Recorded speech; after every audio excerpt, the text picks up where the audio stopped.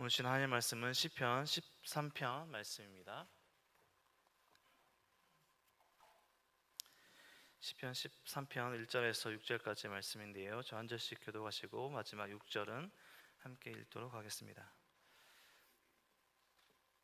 교독하시겠습니다. 여호와여, 어느 때까지니까 나를 영원히 잊으시나이까? 주의 얼굴을 나에게서 어느 때까지 숨기시겠나이까?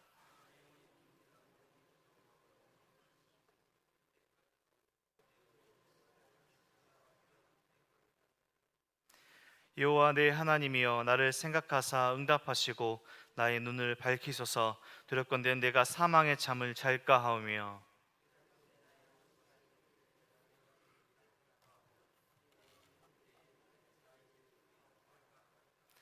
나는 오직 주의 사랑을 의지하사오니 나의 마음은 주의 구원을 기뻐하리이다. 내가 여호와를 찬송하리니 이는 주께서 내게 은덕을 베푸심이로다. 아멘. 우리 성도님들 살아오시며 잊지 못하는 인생의 어려운 시기 또 순간이 있으십니까?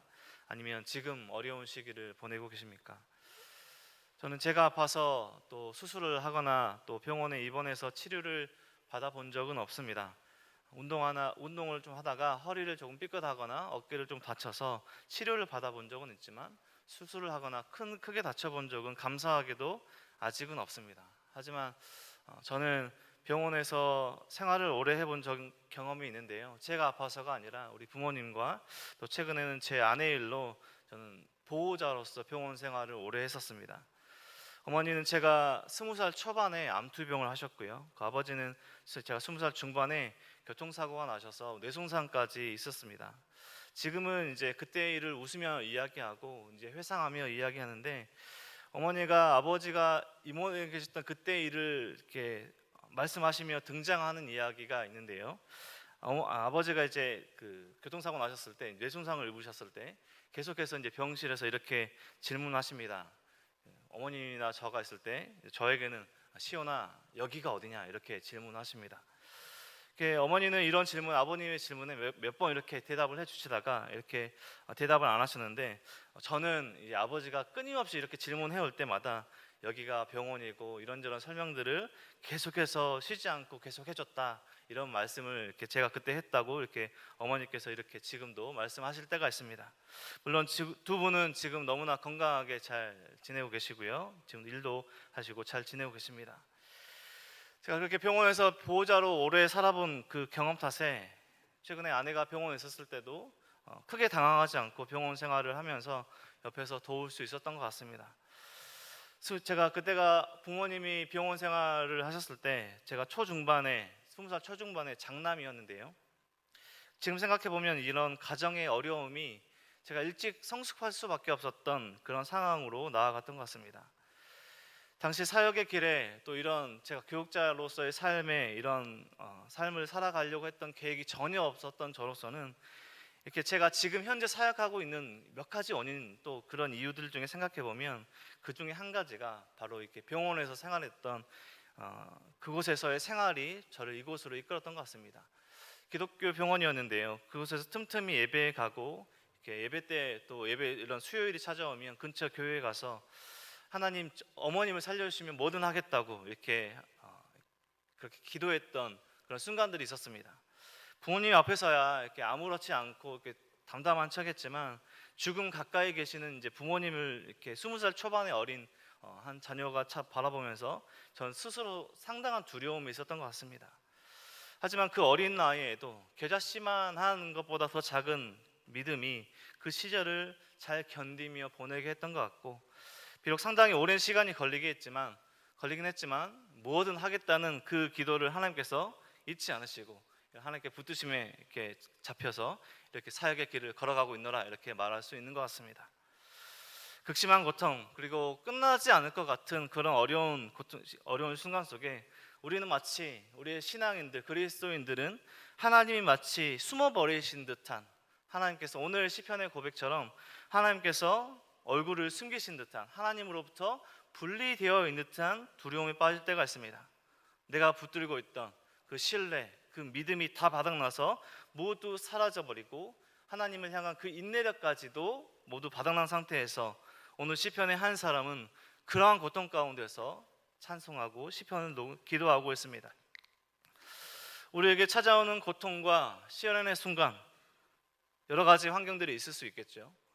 우리 배우자의 관계, 자녀들과의 관계, 또 친구들과의 관계, 재정적인 관계, 문제들, 또 직장에서의 상황들, 또 어려운 상황에 직면하는 그런 모든 고통의 순간에 우리가 기억해야 할 것이 무엇인지 오늘 시편 13편의 저자 다윗은 우리에게 한 가지를 말해주고 있는데요. 그것은 바로 신뢰입니다.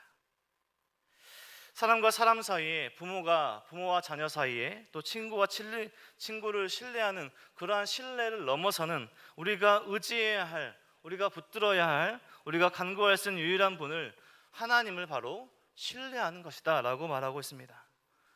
성도님들, 하나님을 신뢰하십니까? 극심한 고난 가운데서, 고통 가운데서 승리할 수 있는 단 한 가지 비결은요, 우리가 건강하기 때문에, 우리가 무언가를 잘하기 때문이 아니라 그것은 바로 하나님을 신뢰하는 것입니다. 시편 13편에서 한 사람 다윗은 4번이나 어느 때까지니까, 언제까지입니까? 탄식하며 괴로운 마음을 토로하고 있습니다. 1절과 2절 사이에 4번이나 언제까지입니까? 라고 고백하고 있는데요. 여호와여, 어느 때까지니까? 나를 영원히 잊으시나이까? 주의 얼굴을 나에게서 어느 때까지 숨기시겠나이까? 나의 영혼이 번민하고 종일토록 마음에 근심하기를 어느 때까지 하며 내 원수가 나를 치며 자랑하기를 어느 때까지 하리이까? 이 2절 사이에 4번이나 어느 때까지니까, 언제까지입니까 하나님이라고 탄식하고 있습니다. 언제까지입니까? 라고 이게 탄식하고 있는 다윗의 이러한 고백은 하나님 언제까지 이렇게 하실 것입니까? 라는 그러한 질문이 아닙니다.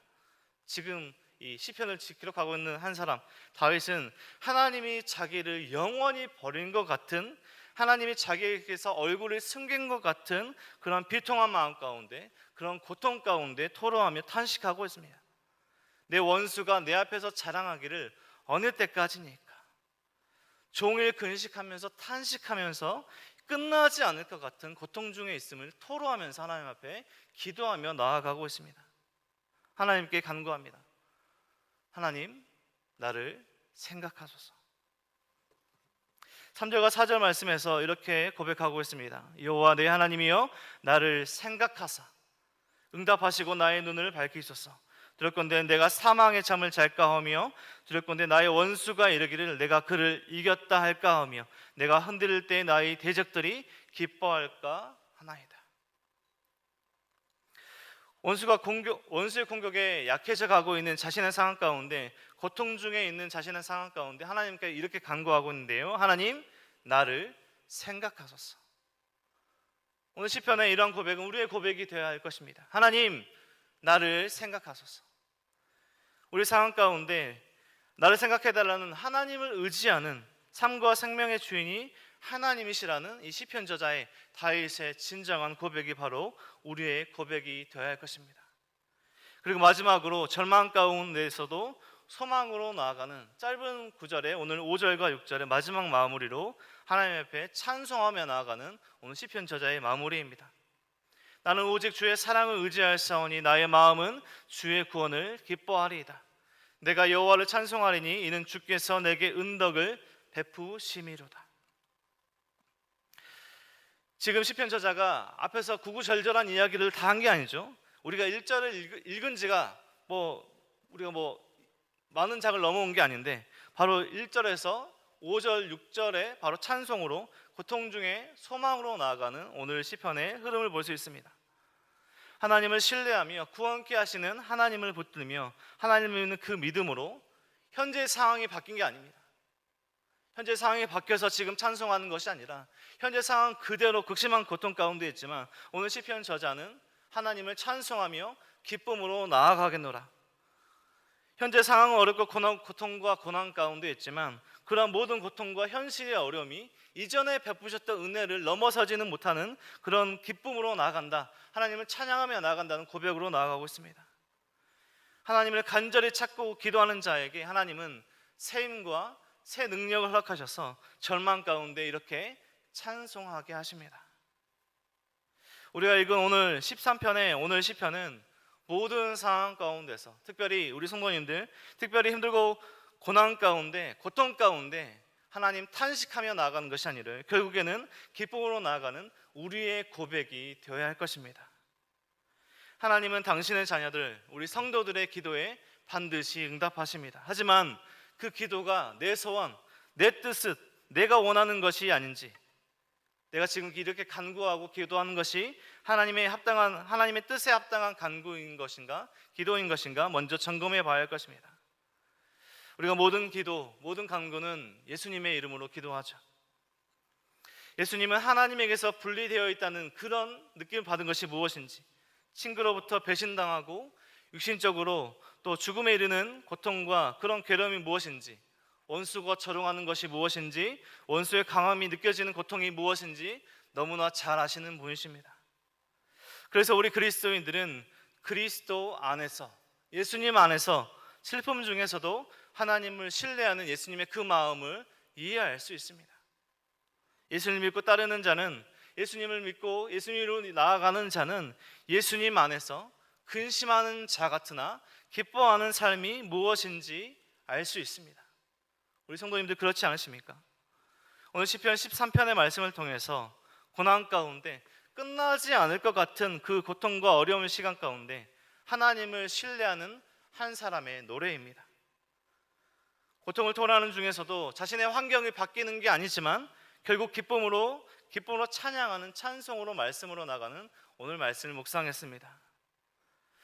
우리 성도님들 어떤 상황 가운데 있든지 우리의 기도에 반드시 응답하시는 하나님을 의지하며 하나님께서 주시는 그 모든 상황 가운데 하나님을 붙들며 살아가시는 우리 모든 성도님들, 기쁨과 찬송으로 살아가시는 우리 모든 성도님들 삶이 되시길 주님의 이름으로 축원드립니다.